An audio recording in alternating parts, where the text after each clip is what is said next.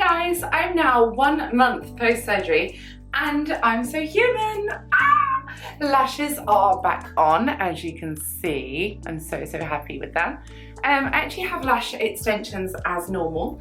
I did buy a separate kind of lash, which were small groups that could be added sooner for healing and recovery. But actually when my lash lady saw my lashes and the way that my eyes had healed, she said that I was fine to continue with lash extensions. So even though I had prepared to be able to have this interim lash, I've been able to actually go back to my full and normal full set of lash extensions, which makes me so happy because it means I can wake up and go to bed with beautiful, long and defined lashes. So that's a really big changing point for me. Also, the majority of my scabs are off now. I just have this small stitch here, which has been very stubborn, but equally I'm going to wait for it to drop off. My scar sites on my chest and stomach here are now a paler shade of pink rather than being bright red.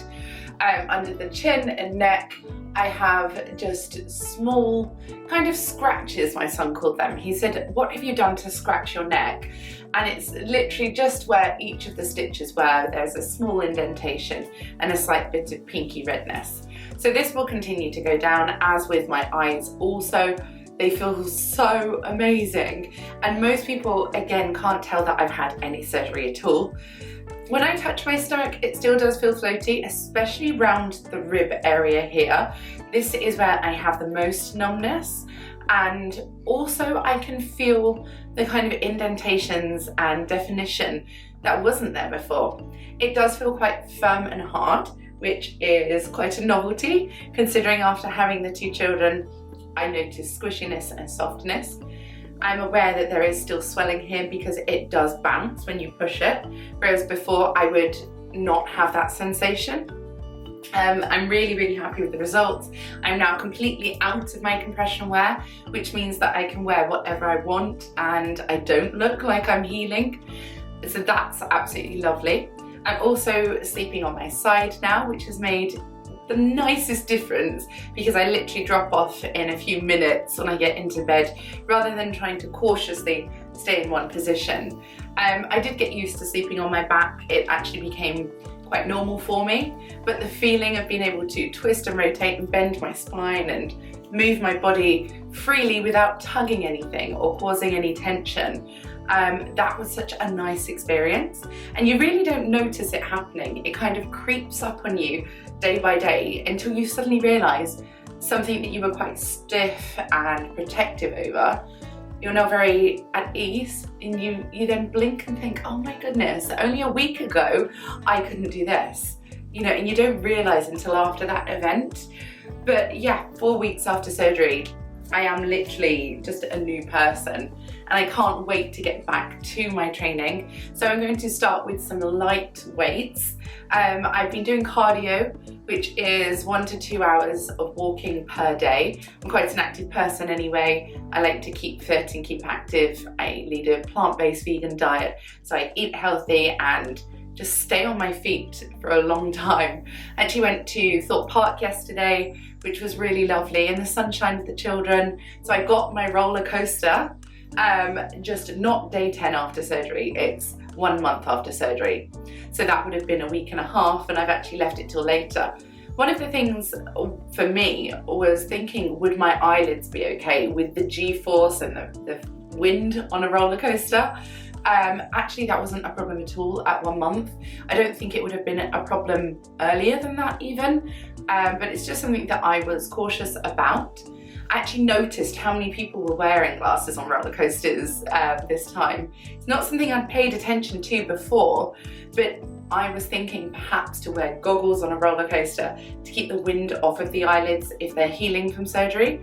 But if people are wearing glasses on a roller coaster, then I'm sure that stops the wind anyway. And as it was for me, I had just contact lenses in on the roller coaster and I was absolutely fine. The only time that I felt the slight discomfort being at a theme park after having had surgery was when the safety bars came down. Normally the harnesses come down and you're strapped in, it's fine. And I was going upside down on Colossus. I think it's the world's most loops in a roller coaster. So if you can go upside down like in a washing machine on a roller coaster after surgery, you know that you've healed fine.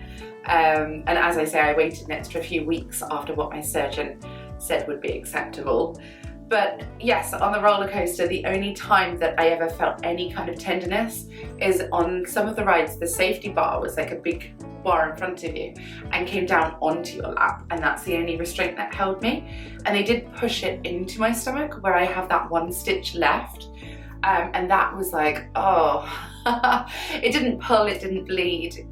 You know, touching it now, it's absolutely fine. I love the feeling of being able to rub it, because you feel the sensation of numbness versus tingling versus just your body coming back from swelling and surgery. But there was just a kind of, you know, pressing sensation there that would have been better without that. So my advice to you, if you are going on a roller coaster, is potentially put a jumper on your lap or something just to give you that extra padding. I didn't wear my compression wear to the roller coasters because it was a very hot day and it was past the point that I needed to be able to wear it. But had I had compression garments on, perhaps it would have just held me a bit more firmly and made me feel that bit more protected when going on a roller coaster with a bar that cuts into your lap and your legs. I don't think most people would go to a theme park after surgery, but if you do, just think of protecting yourself in those areas that are still delicate. As you can see, you know, I can rub my belly quite firmly and it feels absolutely fine. So it's not a pain or discomfort, it's just when you are held in a harness with your body weight against it, maybe add some padding there just over any stitches that haven't yet dropped away. So dissolvable stitches again are the white stitches, not the black thread that stays in to be cut and removed away by the nurses and the surgeon. So I do have my dissolvable white stitches. One is left right here and it's showing no signs of dropping off yet. The others dropped off between weeks 2 and 3 for the majority, whereas this is now week 4 and it's still hanging on. So perhaps it's just healing really nicely, I'd like to think. So from here, my surgery journey will continue at a 1-month review each time. So I will show you my results at month 2, at month 3, and month 4, 5, and 6, so that you can see how it progresses at a more spread out pace. Across those months, my swelling will continue to go down and my definition will increase. As I'm also then able to return to working out, I can then build muscle, which again will really accentuate those results. And it's a part of my lifestyle that I need to return. I've had my time for healing and rest and recovery.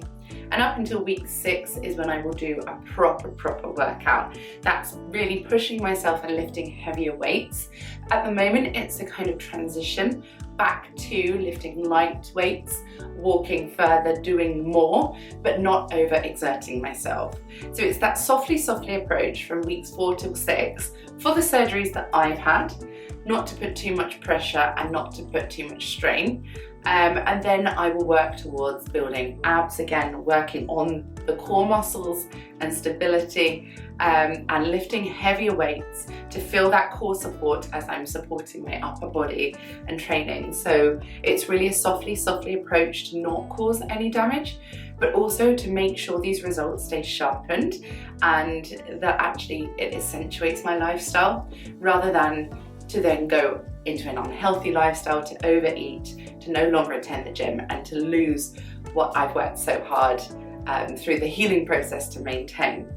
So I'm really excited to show you how I can just be in the most incredible shape for summer, to live my best life, to enjoy having a tan and having my lashes and wearing bikinis and summer dresses and cute summer tops, as each of these scars gradually reduce and everything just looks more natural and in keeping, because there'll be less swelling and less redness.